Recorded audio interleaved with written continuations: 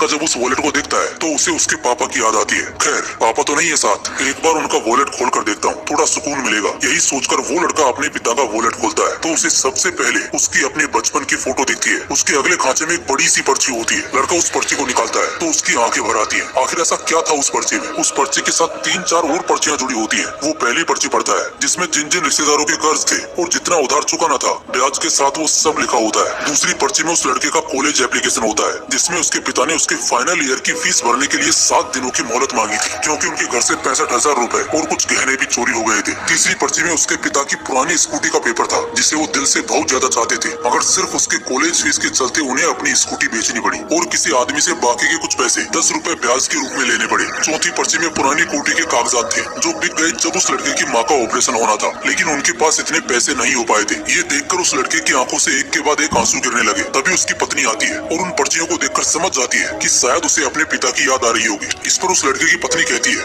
आज बड़े दिनों बाद अचानक ऐसा क्या याद आ गया कि इतने आंसू निकल गए? वो भारी दिल के साथ कहता है, कभी मुझे दिखाई नहीं मेरे पिता किस दर्द में थे। कॉलेज के फाइनल ईयर में जो हमारे घर चोरी हुई थी वो किसी चोर ने नहीं बल्कि मैंने की थी, सिर्फ अपने बाइक के लिए। पापा यहाँ कर्ज पर कर्ज भरते रहे, अंदर ही अंदर घुटते रहे और मैं हमेशा उन्हीं को कोसता रहा कि उन्होंने मेरी एक इच्छा तक को पूरा नहीं किया। ना मुझे दूसरे दोस्तों की तरह नए कपड़े ला कर दिए, ना कोई खिलौना दिया, जबकि मुझे शहर के सबसे बड़े स्कूल में पढ़ाने के पैसे थे उनके पास। माँ के इलाज के वक्त भी मेरे पास पैसे थे, लेकिन मैं उन्हें नशों में उड़ाता रहा, दोस्तों पर खर्चता रहा और जब पापा पैसों के लिए फोन करते तो मैं उन्हीं पर भड़क जाता। तब आखिर में जाकर उन्हें अपनी पुश्तैनी कोठी बेचनी पड़ी। इतना बोलते बोलते वो लड़का फूट फूट कर रोने लगा। तभी उस लड़के का बेटा पापा पापा बोलते हुए उसके पास आता है। वो पूछता है, पापा आप रो क्यों रहे हैं? वो एक 7 साल का बच्चा था, उसे क्या ही समझ होगी इन सब की। उसकी नजर उन पर्चों पर पड़ती है, वो 5वां पर्चा जिसे वो लड़का शायद पढ़ना भूल गया था। उसका बेटा उस पर्चे को देखता है और पढ़ना शुरू कर देता है। अरे जानकी, तुम चिंता क्यों करती हो? हमारा बेटा है ना, वो सारे कर्ज चुका देगा। ये दुनिया कहीं काम नहीं आती, आखिर में अपनी औलाद ही तो अपना सहारा बनती है ना।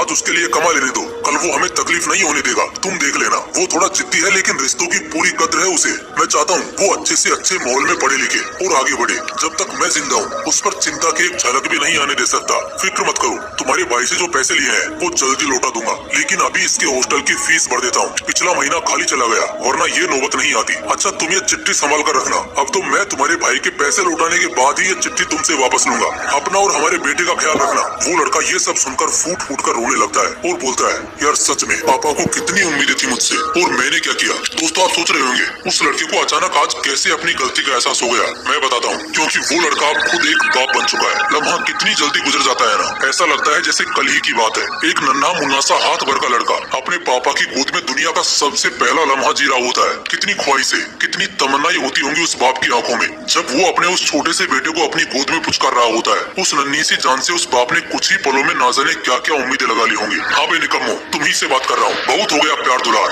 अब उतारता हूँ तुम सबका बुखार। क्या चल रहा है जरा बताना, क्या तुम्हें समझ नहीं आ रहा या समझना नहीं चाहते? दिल नहीं लग रहा काम में या लगाना नहीं चाहते? पापा की टेंशन या बुढ़ापा दिखता नहीं या देखकर भी देखना नहीं चाहते? उस बाप ने तुम्हारी स्कूल की फीस भरने के लिए दिन रात एक कर दी। तुम्हें ठीक से नींद आए इसलिए खुद बिना कंबल के सो गए। तुम्हें खाना टाइम पर मिले इसलिए वो बाप एक टाइम भूखा सो जाता है। तुम कहीं बिगड़ ना जाओ इसलिए हर वक्त वो टेंशन में रहता है। लेकिन अब क्या करोगे दोस्त, अब वही पिता बूढ़ा हो रहा है। हाँ दोस्त, अब कब कामयाब होकर दिखाएगा? तुम्हारे पापा बूढ़े हो रहे हैं, तुम्हें नहीं लगता इससे भी शर्म की और गिरी हुई कोई और बात हो सकती है कि एक बेटा अपनी जिंदगी में जीते जी अपने पिता का एक छोटा सा सपना पूरा ना कर सके? पापा बूढ़े हो रहे हैं, अब कब सफल होगा दोस्त? कब अपने पैरों पर खड़ा होगा? कब उन्हें खुद पर गर्व करने का मौका देगा? सिर्फ 5 साल, हाँ सिर्फ 5 साल। अगर आज विराट कोहली के पिता जिंदा होते तो उस क्रिकेट के राजा की बादशाह देख पाते। आज सिर्फ विराट कोहली को ही उस गम का एहसास है कि आज वो दुनिया के लिए ताज है, क्रिकेट जगत पर उनका राज है, इतिहास के महान लोगों में उनका नाम दर्ज है। बस एक छोटी सी कमी रह गई कि पिता को कभी अपना खेल नहीं दिखा पाए। बेशक जहाँ कहीं भी उनके पिता होंगे विराट की कामयाबी उनसे छिपी नहीं होगी, लेकिन क्या इस बात से विराट को तसल्ली मिलेगी? शायद कभी नहीं। ऐसा बहुत कम लोगों के किस्सों में होता है। शाहरुख खान को देख लो, आज भी उस बंदे को बस इसी बात का अफसोस रह गया कि जीते जी अपने माँ बाप के सामने वो अपनी शोहरत ना हासिल कर पाए। खुद उन्होंने कहा है कि बहुत किस्मत वाले होते हैं वो लोग जिनकी कामयाबी में उनके माँ बाप साथ होते हैं। ऐसे गिन गिन के नाम लेने जाऊंगा ना तो लिस्ट इतनी लंबी हो जाएगी कि मुझे इस वीडियो के 10 पार्ट बनाने पड़ेंगे। लेकिन सवाल वो किससे गिनाने का नहीं बल्कि तुम्हें समझाने का है, हम सबको समझने का है कि हम क्या इतने बुज़दिल निकले कि हमारे पिता बूढ़े हो रहे हैं और हम उनका सहारा भी ना बन पाए। विराट कोहली और शाहरुख खान की तो किस्मत में वो लम्हा नहीं था क्योंकि उनके पिता उम्र से पहले स्वर्ग सिधार गए। इसमें उनका कोई कसूर नहीं, क्योंकि हालात चाहे कितने भी बुरे रहे हों उन्होंने कामयाब होकर दिखाया जरूर। किस्मत ने उनके साथ धोखा किया, इसमें उनका क्या कसूर था? लेकिन मैं पूछता हूँ तुमसे, तुम्हारी जिंदगी में भी क्या किस्मत किस्मत का कसूर है? नहीं रे, बिल्कुल भी नहीं। कसूर है तो तुम्हारा, तुम्हारे आलसपन का, तुम्हारी छोटी सोच का, छोटे दिमाग का, तुम्हारे नाकारेपन का, तुम्हारे बहानों का, तुम्हारे कच्चे इरादों का, तुम्हारी झूठ की सीढ़ियों का, तुम्हारे पैरों में लगे नशे की बेड़ियों का। एक लड़का दिन रात आवारा गर्दी करता है, मगर फिर भी उसका पिता कोने में बैठा उसकी माँ से कहता है, मुझे उम्मीद है हमारा बेटा बहुत बड़ा आदमी बनेगा, मेरे अरमानों को पूरा करेगा, मेरे हर सपनों को सच करेगा।